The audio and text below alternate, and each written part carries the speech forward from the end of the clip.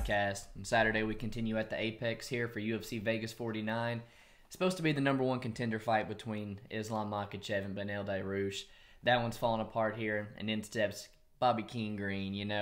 I love the price tag. It's something in MMA a whole lot of people, are going to degenerately stab on, but I do think he's in a little bit over his head here against Islam, who we're both currently holding a future price tag to win the belt this year.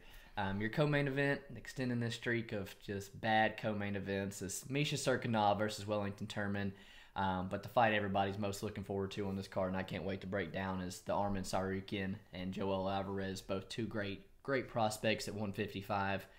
And like last week, I called it a mediocre fight card. It flew underneath the radar, but man, produced a bunch of nice finishes. You had Ellinger getting a nice KO over Jesse Strader. Skelly goes out on top with a nice knockout instead of a submission, and then Onama and Jamal Hill both put their opponents out cold for a minute. So man, it's always nights like this. Again, this week not the best, but they always produce fireworks, and those guys come to fight. So I'm excited to get down and break down these fights with you. Go ahead and let you break both of our cards down last week, and how I finally got you in that hat for 2 weeks in a row. Yes, as you can tell, I did end up with the hat again. Preston, you ended up plus 1.05 units on the night. Just breaking down a couple of the picks. I know you had to like that Kyle Dawkins line. You got him at minus 230, and that looked to be one of the easier fights to call on the card. Another one is the minus 190 price tag on the Walker versus Hill does not start round 4. That was a crazy line right there. That fight was never going to see the judges, so I definitely like that pick right there. And then finally, the Miller versus Mata fight doesn't go to the distance. That fight had violence written all over it, and that's exactly what happened. Finally, I know, if you wanted to touch on one that you didn't really like, is probably that Jessica Rose Clark one over Stephanie Egger. Right off the bat, Egger utilized that judo and got that sub pretty early. But overall, good night for you. Looking at my card, I think my night started off really good. I had a Pierce in both of my parlays. Bautista looked great in his fight. I think he covered his minus 320, and then Skelly definitely covered his minus 200. Then my night got a little bit choppier. I think if that Pierce by submission would have hit, that would have been the night changer. And it almost did in that last minute. It was so close, man. It was so close. I ended up the night 0.4 units negative. Not a huge night for either of us, but I congratulate you. Good win on that one. Thank you. Before we get started, you guys do us a quick favor. Throw a sub to the channel and like the video yet if you haven't for us.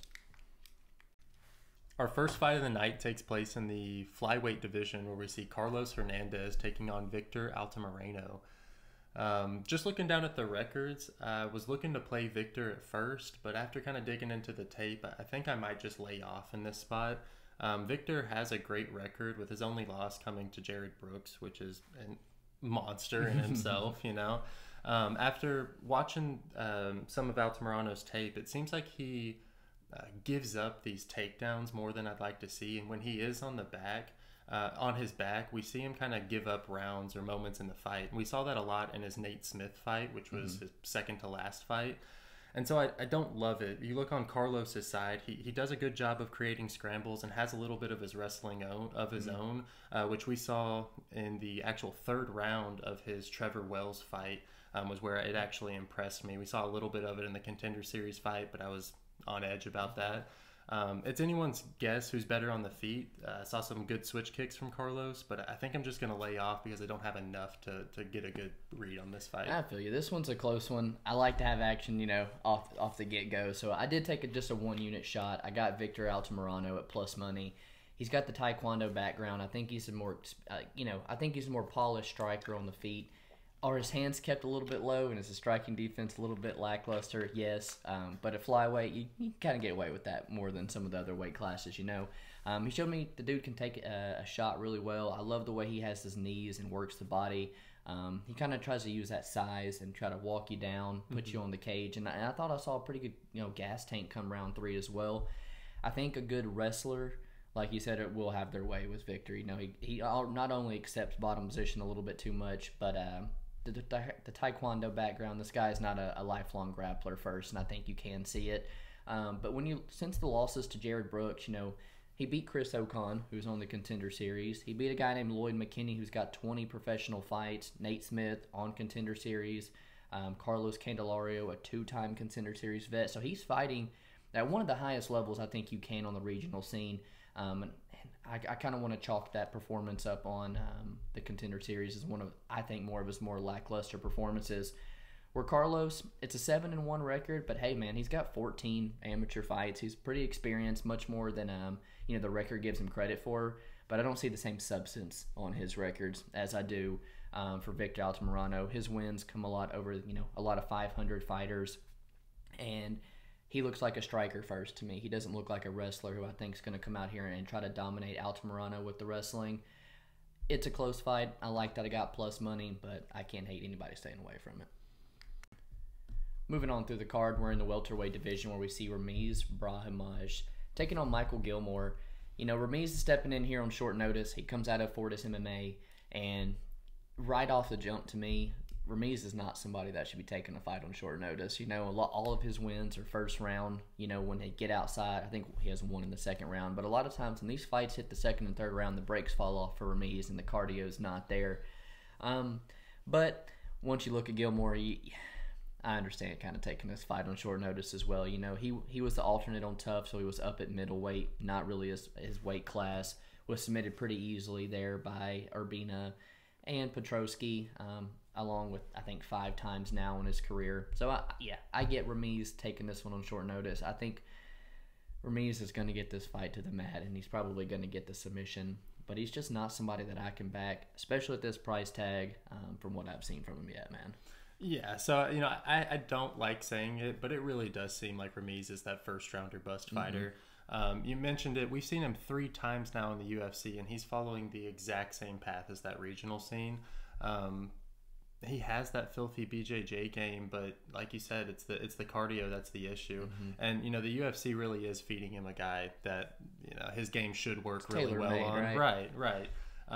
I would there are some spots where I'd be cautious in taking Ramiz. Gilmore did look pretty good in that second round versus Andre Petrosky.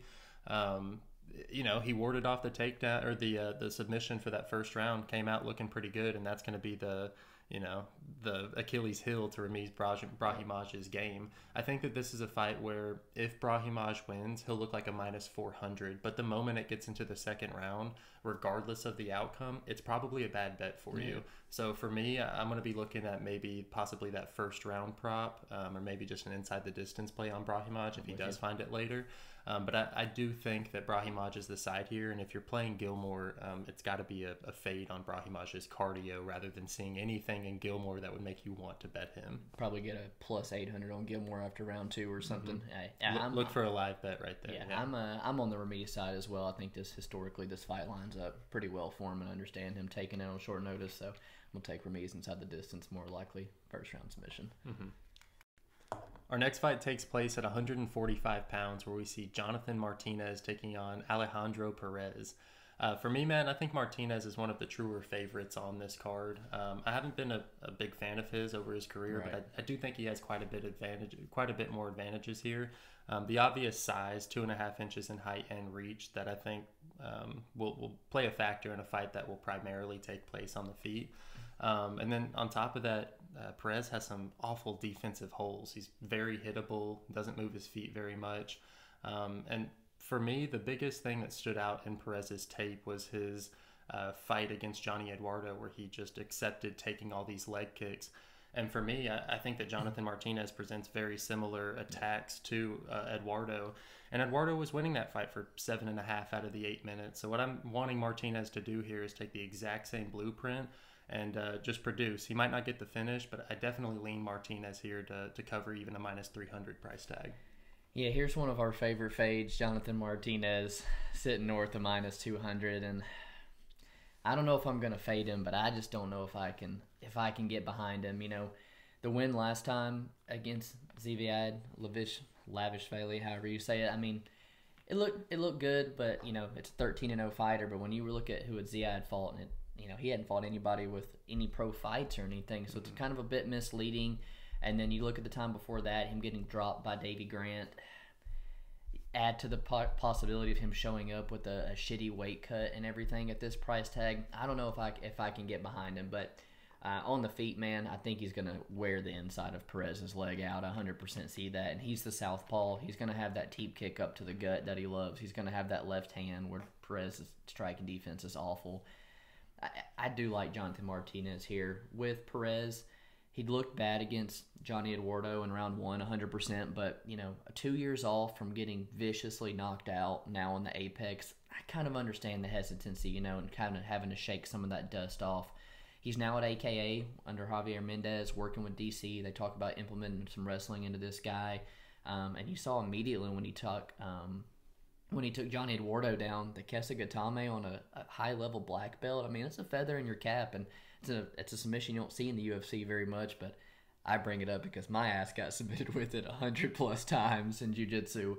The wide stance, again, open for all the kicks, open for a whole lot of Jonathan Martinez, attacks. But then when I look at the people who, have beaten him, it's Song Yadong and it's Cody Stamann, who are fringe top 15 bantamweights on their best night. So I'm not so much tempted to take the dog shot, man, but I can't bet Jonathan Martinez. See, one other thing I got to point out is Perez, since he's come back from that 2-year layoff, I think that he lost a lot of ability. The way that he was moving with his torso up and down, it looked like Diego Sanchez. And I've seen people make that comparison online, and I think it's fitting perfect. He's got a handshake. Yeah, dude, he's got a screw loose. He's taken some time off, and against a 43-year-old showed those holes. Yeah. For me, it's Martinez at minus 225. It does look a little, a little too much, so I do like him as a parlay piece here, or possibly looking at that KO prop, because I think eventually he'll open up Alejandro's defense. I haven't taken the KO prop for him yet, but I did play this fight under 2.5 at plus money. I think plus 130. The way that Perez will dig that right hand to the body and come over with the left hook the same way Davey Grant has, a bad weight cut. I think a finish is potentially on the board for him as well, but I know you can get like plus 225 on Jonathan's TKO, and I think that's a real good play. Mm-hmm. Moving on to the first chick fight of the night, we got Jinh Yu Frey taking on Hannah Goldy.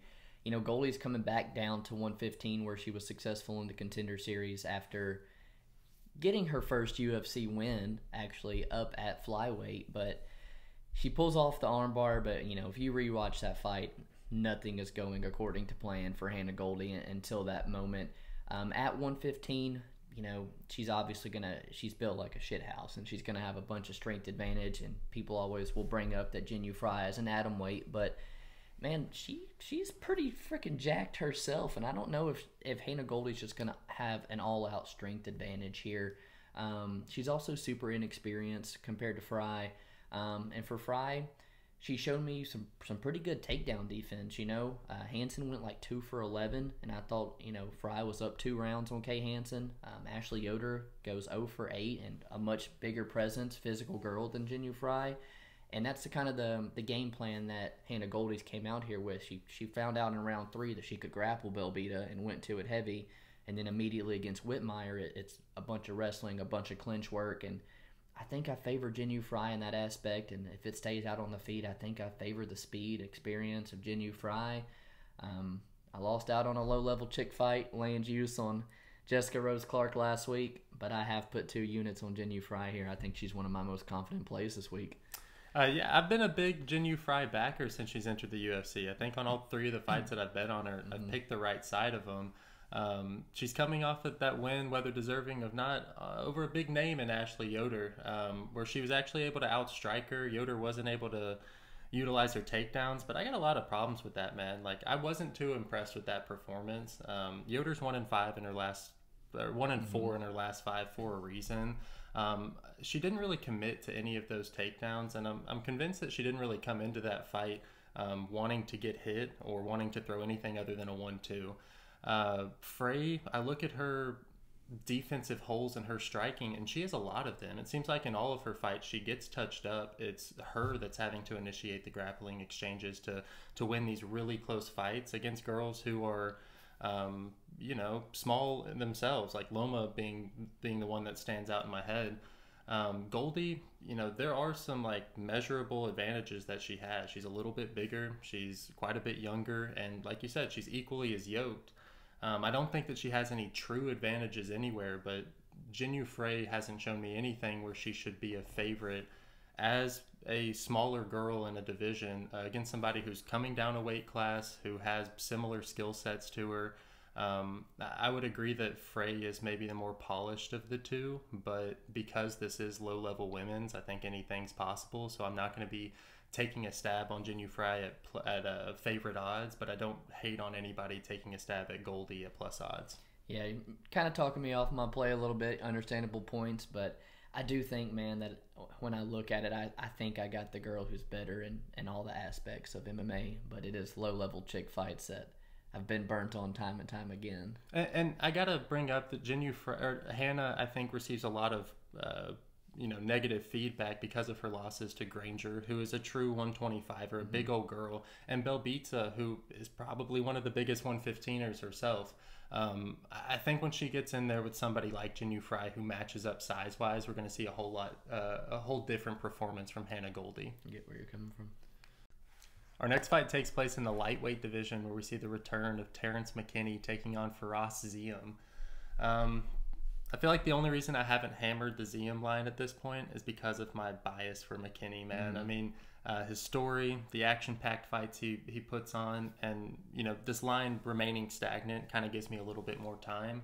But it does seem like this would be an auto bet for every sharp out there, man. We're talking about pick'em lines for a kickboxer in Firas who has great cardio, a tested 68% takedown defense, and coming over back-to-back wins over grapplers that have significantly better gas tanks than McKinney.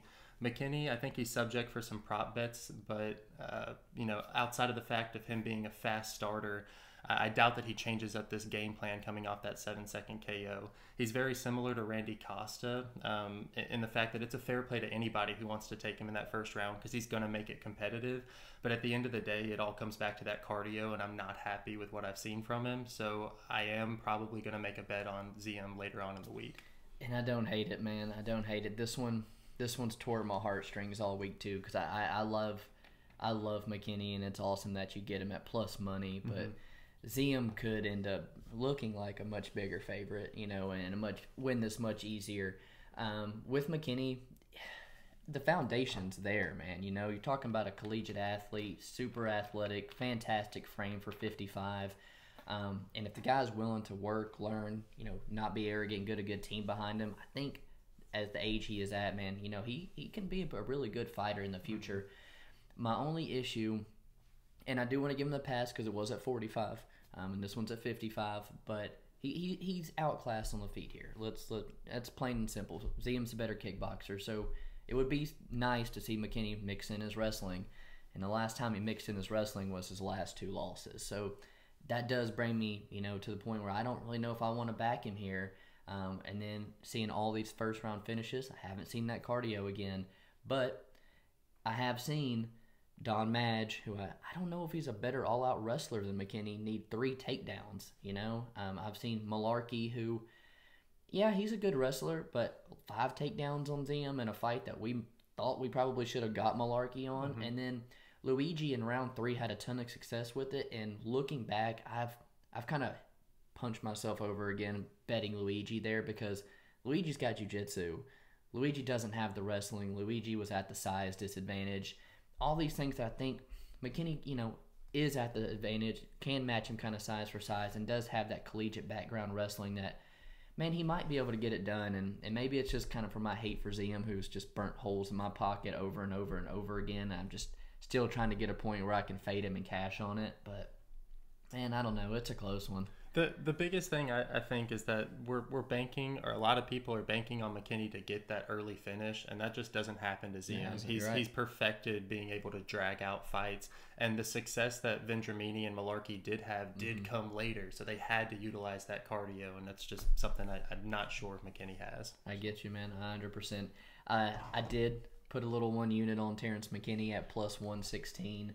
Again, plus money is a massive factor for me in getting to back a guy that I really like. But as the week progresses on, yeah, man, my head tells me Ziem could be the sharper side. Moving on through the card, we're in the women's featherweight division here for Josiane Nunez, who's 8-1, taking on Ramona Pascal, who's 6-2.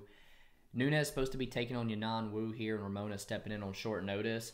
And it's 100% worth the note that, this is the natural weight class for Ramona and not so much for Josiane Nunez, who's been a bantamweight for her last, 6 fights, I think, and riding a 6-fight TKO streak as well. This girl throws with ill intentions, which is fun to watch out of a female.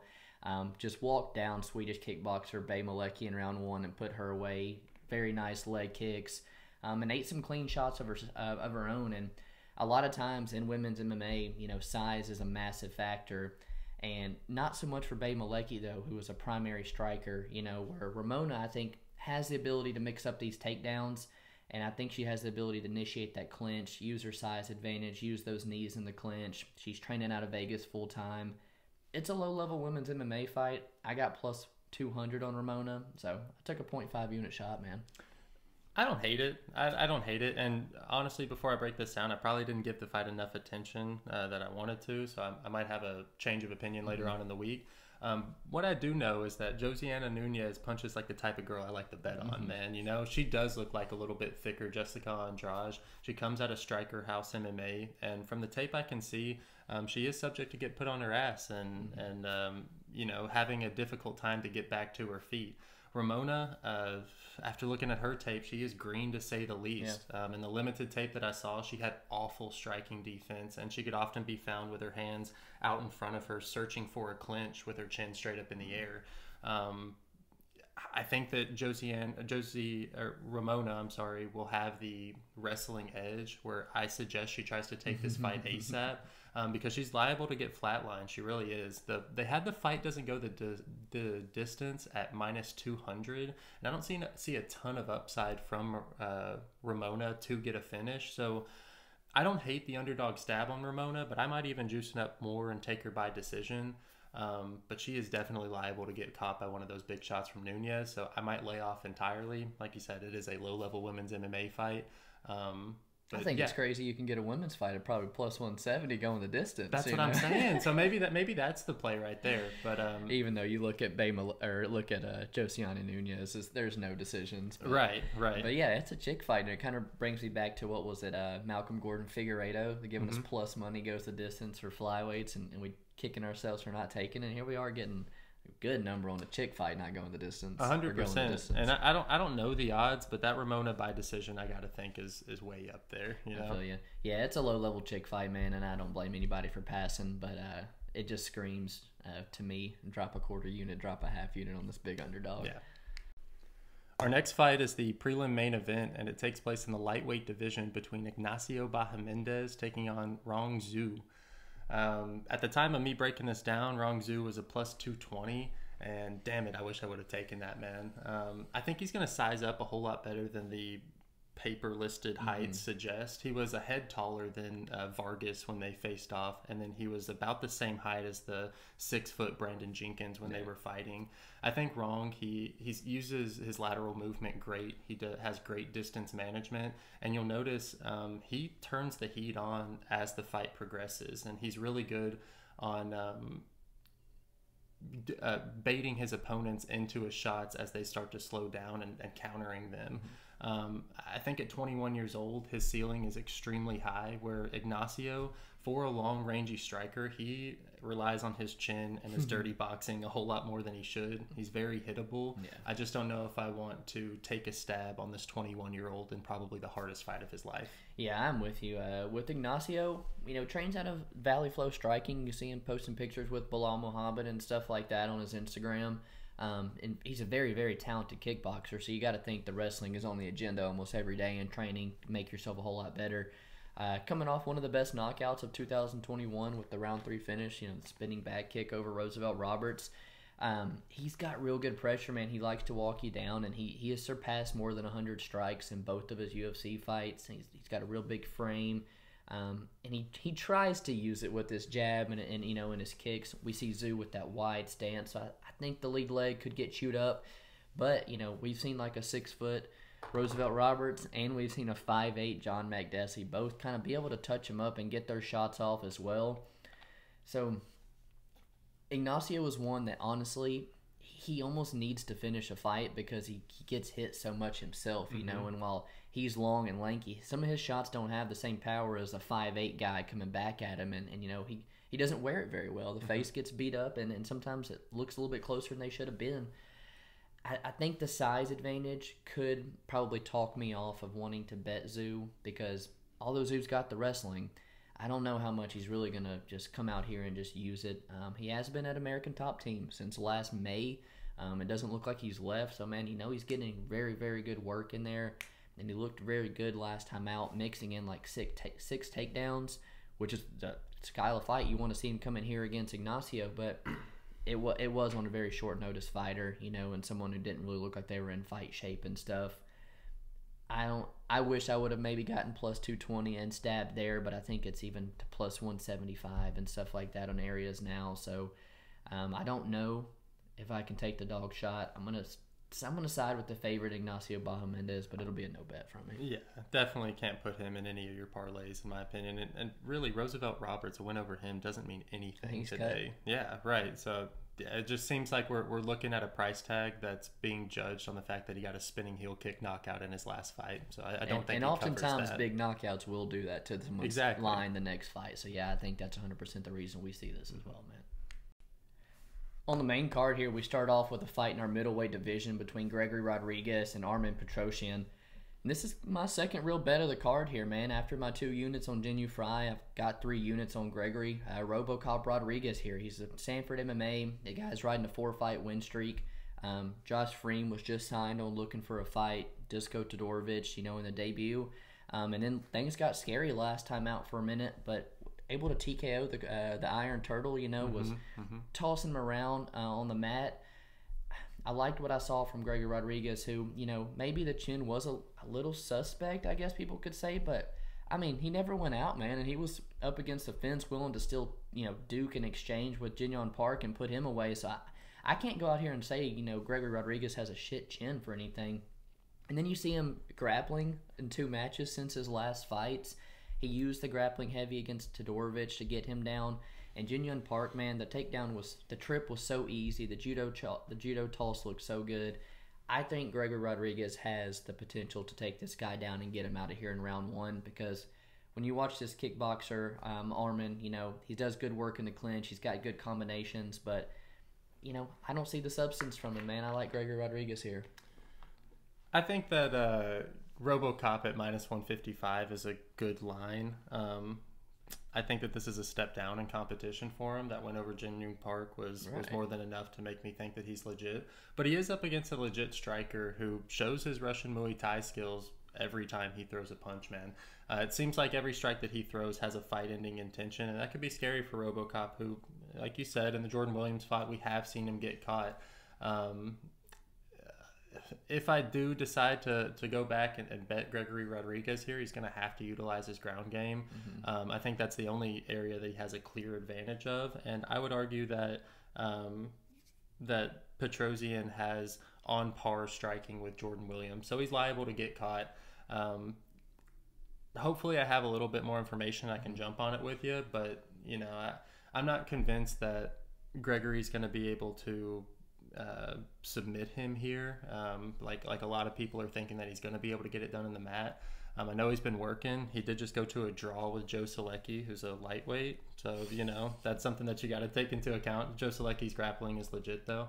I personally, it might be a layoff, but I don't hate the bets on Gregory Rodriguez at minus 155, and that line's lower than a lot of the available lines. Yeah, so. Whenever I was watching tape on Petrosyan, it's basically the same thing every fight, man. He gets taken down by lower level fighters than Gregory Rodriguez, and they end up kind of gassing, and when the fight ends up on the feet come round 2 or something, you know, he ends up putting these low level guys away, and I just don't think they're on the level of Gregory Rodriguez. I don't think they have the jiu-jitsu skills of Gregory Rodriguez, and that's why I'm convinced here that I think Gregory Rodriguez puts him away in the first round. Fight doesn't go the distance is probably juice to the tits, but I think it's 100% a very, very good parlay piece, as I don't think Petrosyan's ever been the distance. Our next fight takes place in the lightweight division, where we see Arman Tsarukyan taking on Yoel Alvarez.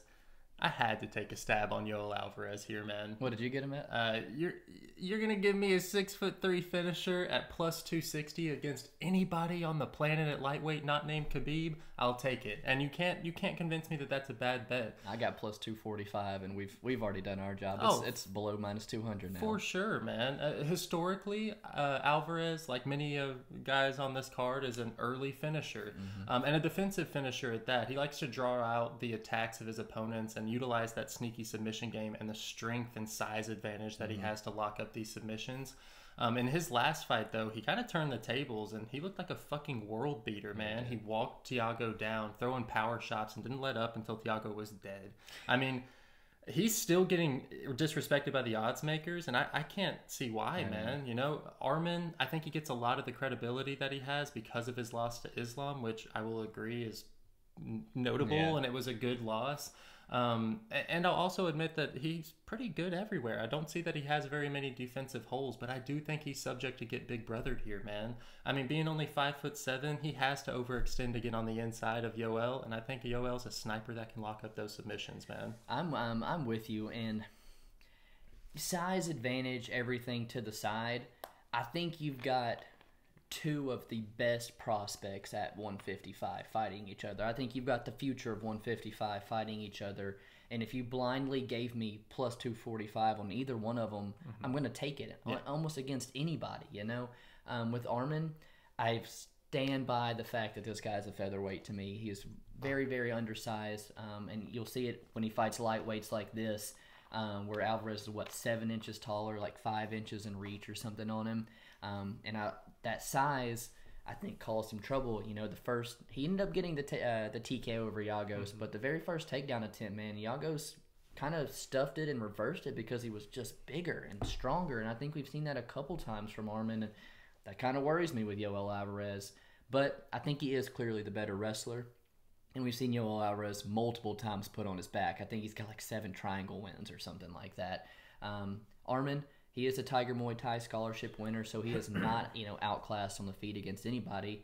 It's just the fact that he's got to close so much distance on a very good striker himself.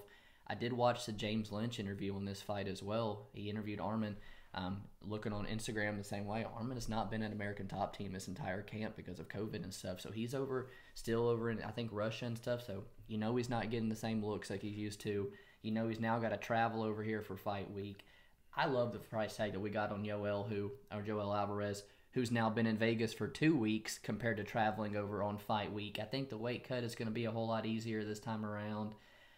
And I can't believe after finishing Thiago Moises at a plus 260, we turn around and get him again at this type of price tag. It doesn't make a lot of sense, but I will point out that even though we're both pretty heavily invested on Yoel Alvarez, that Arman after round 1 might be an auto bet, man. Yeah. We've never seen Yoel Alvarez win outside of that first round, really, and Arman has the gas tank to go all 3. Easy. So if Yoel does come out, utilize that strength to kind of get the edge on him that first round. If Arman's anywhere close to plus money or even money, you better hammer it. I don't know if you've seen, but on Twitter, everybody's betting Arman and over 1.5 at plus money, which I went and stabbed on because I think as the fight goes longer, it's 100% in Arman's favor because he's got that wrestling. But then I go back to the fact that Yoel's constantly pulling off subs and stuff off his back. Yeah, on that same token, I expect Yoel to come out here and starch Arman. I love the price tag.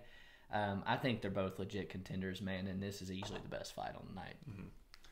Moving on through the main card, we stop where we see Priscilla Cachoeira, who is 10-4, taking on Ji-Yeon Kim, who is 9-4-2. And my first question is, why the hell is this on the main card when you've got an NFT of Terrence McKinney out there, and Ignacio Bahamondes on the prelims? This is a very low-level girl fight that I have no interest in betting. I think Ji-Yeon Kim's going to be the pick. I think she's a cleaner striker. She's got that height and that reach advantage, but she doesn't offer the same grappling that's caused Priscilla the issues in the past 2 fights, so complete stay away from me, man. How do you see this one? Also a complete stay away. I spent very little to zero time on this fight. I think betting this girl, Ji-Yeon Kim, at minus 250 or whatever is just an awful move. She's shown that she can get out grappled by girls like Molly McCann, and I get that now she's at Syndicate MMA for the first full camp, but I don't think that she's going to show me something that would make me believe that she's going to cover this price tag. With Priscilla, She at least throws hard, so she's subject to catch Kim early. I'm laying off this fight completely, and to be honest, I don't have a read on this fight. I'll chalk it up to low-level women's MMA and just go with the underdog here. Gotcha. Yeah, no interest in betting this one either, but I will take the chalky favorite and Ji-Yeon Kim. Our next fight is the co-main event and takes place in the middleweight division between Misha Cirkunov and Wellington Turman. Misha Cirkunov, he's coming down to 185 for the second time in his career. First time he went, he fought Jocko, and I was not impressed at all. I don't think that we really got to see a true version of him at 185, as he did kind of coast those first 2 rounds, and then in the first grappling exchange in that 3rd round, I think he milked that eye poke and he took himself a breather. I don't think that he has that size or strength advantage he was hoping for coming down a weight class, and against Turman, I think that he's in for a real fight, man. I think Turman training with Glover is a great person to be training with. He's going to wear down on Misha and force him to utilize that cardio. I'm not betting Turman because I don't think that he has any qualities that I want to be betting him for, but I do think he's going to make Misha work, which is the biggest thing. I think this fight will tell you who's going to win. So I'm going to be live betting on Wellington after round 1 and possibly just looking to play that under. I see it a little bit different, man. I think I'm kind of high on Misha to get this one done, but just go ahead and mention, man, what these co-main events this year? I don't know, man. I don't know. Collier versus Sherman is your first co-main event of the year. Soriano versus Maximov on the next fight night. Dawkins and Pickett last week, and now Turman and Misha, man. The UFC is just not doing us any favors with their co-main events this year at all. With Turman, there's not a lot that I like, when I watch Turman's fights. The guy's got 2 UFC wins. One's over Sam Alvey, who's on an 8-fight losing streak and cut, and the other one's over Marcus Perez, who was cut and now in the Pello Fighting Championship, slinging Pello cases around. It tells me nothing. Then for a 25-year-old to have 2, career-changing knockouts, in my opinion, is kind of bad. And for them to, from the hands of a striker or grappler, D1 wrestler like Andrew Sanchez to come out there and shut your lights off, it's not defensively what I like to see either. And I just don't see a path for Turman that is his path to victory. It's kind of just outlasting Misha a little bit, Whereas Misha, I think he can get this fight down to the ground. I favor him, much greater on the mat than I do on the feet. I don't see much that you like from Misha on the feet. And until his last fight with Jotko is a decision machine. But, man, other than that, either he's coming out here and taking you down in round 1 and putting you away, or you got knockout power like Ozdemir, like Walker, like Ryan Spann to be able to put him away. I've seen him out-wrestle and submit Jimmy Crute. A collegiate wrestler and Patrick Cummins do the same thing. I like Cirkunov here. Am I eager to lay minus 120, minus 125? Not so much, but I did. And I parlayed it with Islam, which gave me plus 105. I laid a unit there. I think Misha Cirkunov's going to hand Wellington Turman his first submission loss of his career, man. See, so I have to pick at some of those points. The fighters that you mentioned, those are all at 205. He's now 35 years old, and there are a few exceptions, but we don't see a lot of guys having success coming down for the first time in their career at this higher age.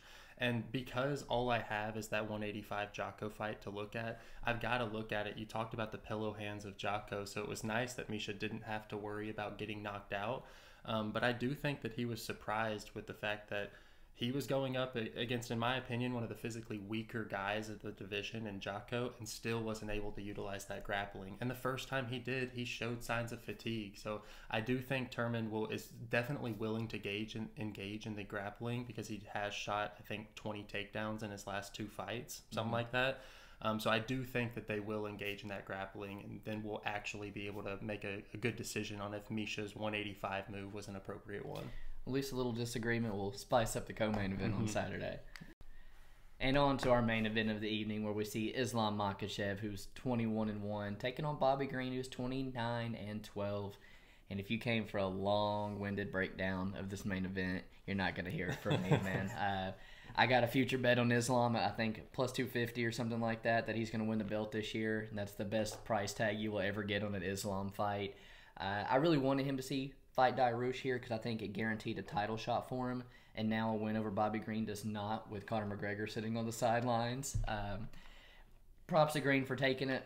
I've seen him taken down in his career before by far less wrestlers, and man, I think I told you this week, if Islam wants a title shot, he knows he has to come out here and finish Bobby Green. I think he does so in the first couple rounds.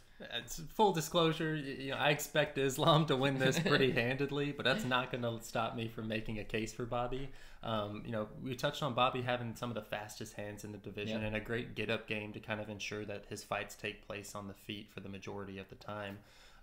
I love how little he throws kicks, because a lot of the takedowns that Islam gets are from these like lazy kicks that he's able to time that level change off of. And then not to mention, Bobby keeps his hands extremely low, which, disguises the jab, will also help him get the underhooks, will help him sprawl. I've heard a lot about like how Islam, if this fight were a kickboxing match, he'd still have the advantage, and I don't think that's the truth, man. I think Bobby is clearly the more polished striker of the two, and if it wasn't for the threat of the takedown, I'd take Bobby all day here.